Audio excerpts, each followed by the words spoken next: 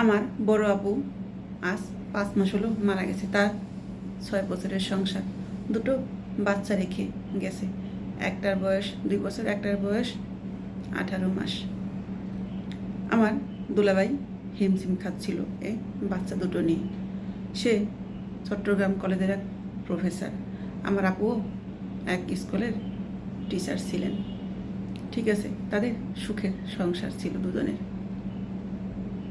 আমার দুলাভাইয়ের বয়স 45 বছর। আমার দুলাভাই যখন আর পাস ছিল না, বাচ্চাকে মানুষ করার জন্য সে হোস্টেলে রেখে লেখাপড়া করার সিদ্ধান্ত নেয়। এটা আমার মা পছন্দ করলেন না। আমার মা চায় না তার নাতি নাতনি হোস্টেলে রেখে বড় হোক। ঠিক আছে, সেও বৃদ্ধ হয়ে গেছে, তারও শরীরে শক্তি নেই যে নাতিনদের পালবে এবং দেখাশোনা করবে। তারপরে আমার পরিবার থেকে সিদ্ধান্ত নিল আমার দুলাভাইয়ের সাথে আমাকে বিয়ে দেবে আমার মা বাবা। আমার দুলাভাইয়ের অনেক কিছুই ছিল, কোনো কিছুর অভাব ছিল না। সেটা আমার দুলাভাইকে জানালো। আমার দুলাভাই তো রাজি, তার সন্তানদের দেখাশোনা করবে তারই বইয়ের স্ত্রী, বইয়ের বোন। ঠিক আছে, সে খুশি, সে রাজি হয়ে গেল। ঠিক আছে, আমাকে পরিবার জানালো। আমি তো স্তব্ধ হয়ে গেলাম এবং আমার পরিবার খুব চাপ দিল আর বোঝালো, তোর বোনের বাচ্চারা এতিমের মতো বড় হোক, এটা কি তুই চাস? তুই তোর বোনের বাচ্চাদের নিজের বাচ্চা মনে করে পালতে পারবি না? আমি আমার বড় আপুকে ভীষণ ভালোবাসতাম, সেও আমাকে ভীষণ ভালোবাসত। সে বলতো, আমার কিছু হয়ে গেলে আমার বাচ্চাদের তুই দেখিস, কথা দে।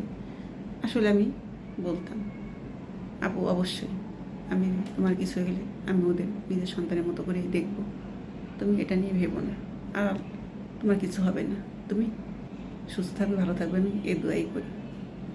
আসলে সেই কথাগুলো সত্যি হতে যাচ্ছে। তারপরে পরিবারের চাপে আমি ঠিক আমার দুলাভাইকে বিয়ে করলাম। বিয়ে করার পর সে আমাকে কখনো জোর জবরদস্তি করেনি তার স্ত্রীর অধিকার চাইতে, কারণ সে বুঝতে পারে, একজন শিক্ষিত মানুষ, যে তার বয়স কতটা আর আমার বয়স কতটা। আমি তার থেকে অনেক অনেক ছোট। ঠিক আছে, তারপরে সে আমাকে বলে বিয়ের দিন রাতে, তুমি টেনশন করো না, ভয় পেও না, তুমি তোমার মতো করে থাকো, আমার বাচ্চাদের নিয়ে থাকো, আমি কখনোই তোমার কাছে জোর করবো না কোনো কিছু। তুমি যখন চাইবে ঠিক তখনই আমি তোমার কাছে আসবো, তার আগে না, যেদিন তুমি আমাকে স্বামী হিসেবে মেনে নেবে। এভাবেই আমাদের সংসার চলতে লাগলো। এটা বাইরের কেউ বুঝতো না যে তার আমার মাঝে কোনো স্বামী স্ত্রীর সম্পর্ক নেই। ঠিক আছে, কিন্তু মন খুলে কারোর সাথে কথা বলতে পারতাম না, কাকে বলবো মনের কথা। এভাবেই বাচ্চাদের নিয়ে আমার দিন কাটতো। এরকম আমার 3 বছর কেটে গেল। ঠিক আছে, এভাবেই যাচ্ছে। আমি অনেক রকম করে নিজের মনটাকে বুঝালাম, নিজেকে তৈরি করলাম তার বউ হিসেবে, এবং আমার ব্যবহার আচারে আমার দুলাভাই বুঝতে পারে আমি তাকে কাছে চাই। ঠিক আছে, একদিন সে আমার কাছেই থাকলো। আসলে আমি বাচ্চাদের নিয়েই থাকতাম আলাদা রুমে, তার কাছে আমি থাকতাম না।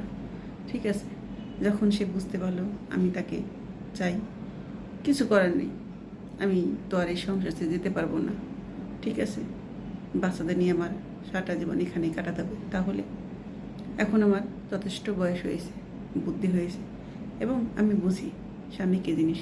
সে বোনের স্বামী হোক না কেন, দুলাভাই, কিছু করেনি, এখন সে আমার।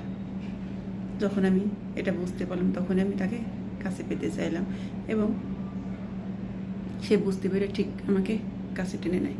আমাদের সুখের সংসার চলছিল, কিন্তু আমি বুঝতে পারি আমার আপুর জায়গাটা আমার দুলাভাই কখনোই আমাকে দিতে পারবে না, এবং তার ব্যবহারে বোঝা যায়, এবং বলে তুমি তোমার আপুর মতো কোনো হতে পারবে না, ও আমার সবটা জুড়ে আছে, ওর স্মৃতি আমি কখনো মুছতে পারবো না। ঠিক আছে, শুনে আমার খারাপও লাগতো, তারপরে মনকে বোঝাতাম এটাই তো স্বাভাবিক, তাই না? তাদের মধ্যে খুব ভালোবাসা ছিল, যে ভালোবাসাটা আমার সাথে আমার দুলাভাই করতো না। সময় পেলে আমার আপুকে এসে ঘুরতে নিয়ে যেত, ছুটিতে এখানে সেখানে ট্যুরে যেত, কিন্তু আমাকে নিয়ে সে যায়নি। দিন দিন আমার চেহারা আরও সুন্দর হতে লাগে, আমার স্বাস্থ্য চেহারা আরও উজ্জ্বল হতে লাগে। আমি তাকে আরও কাছে পেতে চাই, কিন্তু সে আমার কাছে ততটা থাকে না। আমি ততটা তাকে চাই সে আমাকে সময় দিক, আমাকে নিয়ে কথা চাক, কিন্তু সেটা সে দেয় না। আমি এটা জোর করলে তার আসল রূপ বেরিয়ে পড়ে। সে আমার সাথে বাজে ব্যবহার করে, বলে যেটুকু পাচ্ছ সেটুকু নিয়ে থাকো, সুখেই তো আছো, কিসের অভাব তোমার, অতিরিক্ত কোনো কিছু আমার কাছ থেকে আশা করবে না। ঠিক আছে, তার কথা শুনে আমার খুব কষ্ট লাগে এবং আমি একা একা বসে কাঁদি, জীবনটা কি করলাম। কিন্তু এই ভেবে শান্তি পাই যে আমার বোনের বাচ্চাদের তো সুখে রাখতে পেরেছি, ওদের মা হতে পেরেছি। বাচ্চারা আমাকে খুব ভালোবাসে, মায়ের বাবা ওদের আমি বুঝতে দেই না। আমি ওদের আমার সবটা দিয়ে ভালোবেসে আগলে রাখি।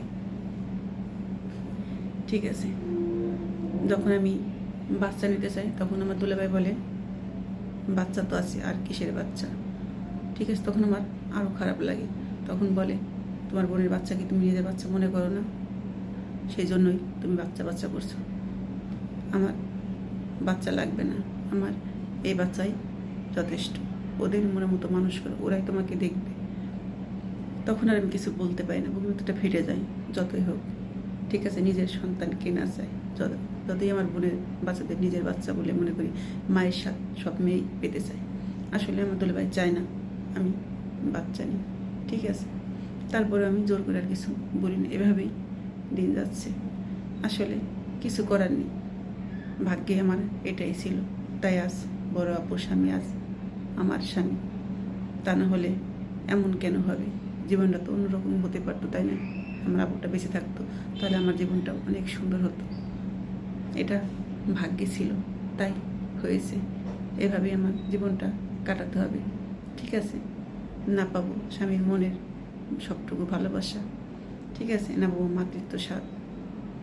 এভাবেই জীবনটা আমার কাটিয়ে শেষ নিঃশ্বাস ত্যাগ করতে হবে, কিছু করার নেই।